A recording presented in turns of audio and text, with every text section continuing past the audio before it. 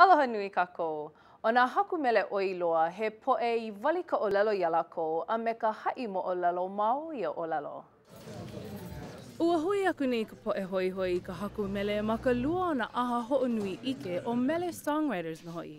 Is to create opportunities for people to become more educated about songwriting as a way to help hopefully increase the quality of music from Hawaii.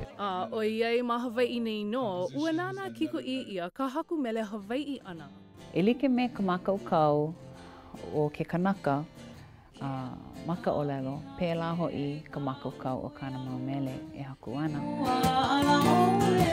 Ma o ka ʻōlelo no e ahu wale mai ai nā ano manaʻo like ʻole o ke mele, keu aku ia mea o ke kauna no hoʻi. Hiki iaʻu ke manaʻo, me ke ia paha ka manaʻo ke kauna ʻaʻale naʻe pēlā ka manaʻo ka haku mele.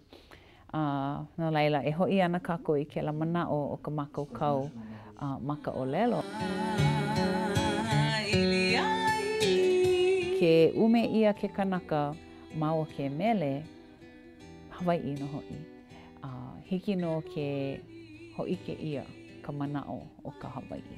A ua mālama pū ia no he poʻe a pili e ume ia e ana nea hoʻi nā kanaka I nā mele Hawaiʻi nahe no. Nā akahi aʻo I nā lōʻihi kahimeni ana I nā mele a ka ʻale maopopo pehea e walaʻau ai. Ma ke mele hoʻi e aʻo ai I ka ʻōlelo, e aʻo ai I ka haku mele, e aʻo ai I ka kuana ʻike Hawaiʻi no hoʻi.